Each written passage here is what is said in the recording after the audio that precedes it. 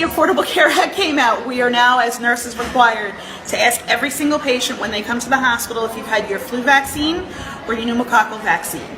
If you say no to either one of those, in the computer an order will generate that says we need to give you this vaccine. We don't need to speak to a doctor. It's hospital policy.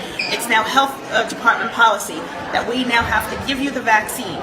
Even if you came to the hospital with a stub toe, you will be offered both vaccines if you meet requirements, which just about everybody meets requirements for flu vaccine. And most people over the age of 65 will meet the pneumococcal vaccine. Even if you come to the hospital with a stub toe, you are going to be given this vaccine. You have the right to say no. If you say no, they just check it off as refused. This was never like this years ago. This is a new thing. And tell me what we were discussing before about surgery and your admission that you hadn't had these recent vaccines. Tell me about this protocol, because I don't think that people, in fact, I know that there are many people that are not aware of this. When you go to the hospital, if you need surgery, you need a knee replacement surgery, first they're going to ask you if you had the vaccines. You're going to say no. Then they're going to say, well, you need to sign this consent. If you're going to have surgery, you need to sign a consent. In the consent, there's a word called biogenics. If you sign the consent saying, I consent for you to give me biogenics, that basically means that they can give you anything that they deem necessary, including vaccines. So if you say you didn't get a flu shot, it's flu season, and you sign the consent that says, I agree to biogenics, they will give you a vaccine even when you're under anesthesia because you already signed the consent. So you might not even know you received the vaccine. Correct. Is that correct? Unless you go and get your medical records, you will not know that you got a flu vaccine.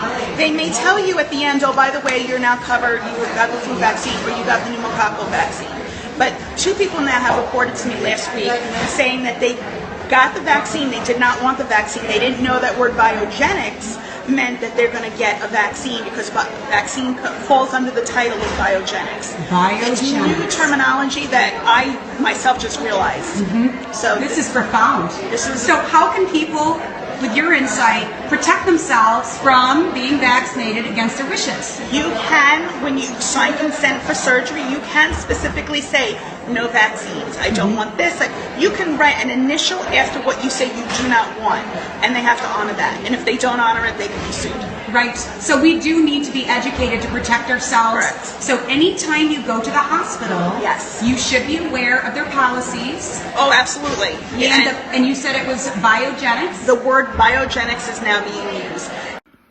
If you want to protect yourself and your family, you're going to have to educate yourself and understand what's going on. If you want to learn a whole bunch of information, incredible information, go to my website. All my books are free. Become a member. Get my phone number. It's less than a bag of coffee a month. It's a huge support to me to help me to continue doing this. I am massively censored everywhere. I just had to remove 50 out of the last 140 videos I posted. So over a third of my content had to be deleted, or I couldn't have my profile shown to non-followers. It's unbelievable. That is the way it goes. So again, go to my website, get all my free books. I love you all. This is my opinion.